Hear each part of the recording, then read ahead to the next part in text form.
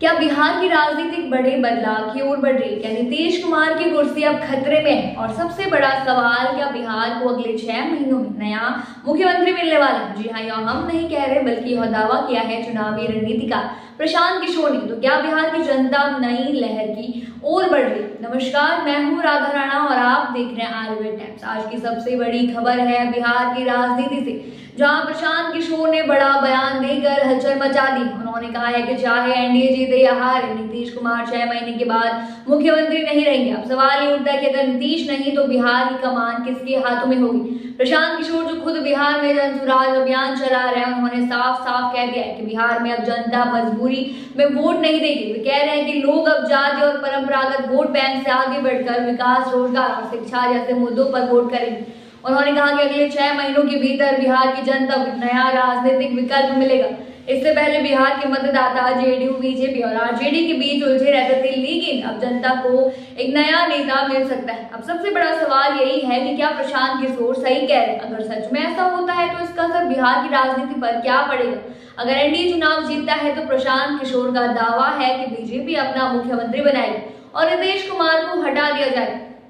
अगर एनडीए हारता है तब भी नीतीश कुमार मुख्यमंत्री नहीं रहेंगे, यानी किसी भी सूरत में नीतीश कुमार की कुर्सी खतरे में है। लेकिन क्या जनता वाकई बदलाव चाहती है या सिर्फ प्रशांत किशोर की रणनीति का हिस्सा है? प्रशांत किशोर के इस बयान के बाद बिहार की राजनीति में बवाल समझ गया। अब सवाल ये है कि अगर बिहार में नया चेहरा आएगा तो वो कौन होगा? क्या तेजस्वी यादव बिहार की जनता को नया विकल्प देंगे? बीजेपी के पास कौन होगा मुख्यमंत्री पद का दावेदार? बिहार के लोगों की सोच भी अब बदल रही है। लोग अब जाति और धर्म से आगे बढ़कर रोजगार और विकास पर बात कर रहे हैं। यही वजह है कि प्रशांत किशोर कह रहे हैं कि जनता मजबूरी में वोट नहीं देगी। राजनीतिक विशेषज्ञों का मानना है कि प्रशांत किशोर की रणनीति पूरी तरह से सोची समझी है। वह बिहार में खुद को एक बड़े नेता के तौर पर स्थापित करना चाहते हैं। उनका जन सुराज अभियान बिहार के हर जिले में पहुंच रहा है और लोगों को जागरूक कर रहा है। बिहार के लोगों से जब हमने बात की तो कुछ लोगों का कहना है कि हमें अब जाति और धर्म की राजनीति से ऊपर उठकर सोचना होगा। बिहार में बदलाव की जरूरत है, लेकिन कौन सही नेता होगा यह अभी भी साफ नहीं है। नीतीश कुमार ने बहुत काम किया, लेकिन अब बिहार को नए चेहरे की जरूरत है। अब बड़ा सवाल यही है कि अगर नीतीश कुमार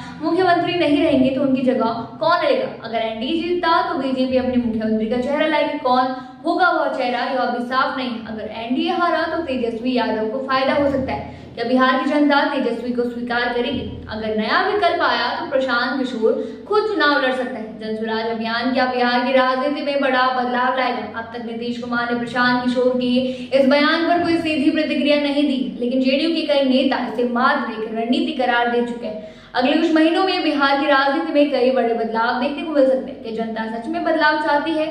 क्या बीजेपी अपना नया सीएम कैंडिडेट घोषित करेगी? क्या तेजस्वी यादव को जनता स्वीकार करेगी? क्या प्रशांत किशोर खुद चुनाव लड़ेंगे? अब सवाल आपसे, क्या बिहार को नए मुख्यमंत्री की जरूरत है? अपने विचार हमें कमेंट सेक्शन में जरूर बताइए। फिलहाल के लिए इतना ही। बने रहिए आयुर्वेद टाइम्स के साथ और साथ ही हमारे चैनल को सब्सक्राइब करना ना भूलें और फेसबुक वेबसाइट पर फॉलो जरूर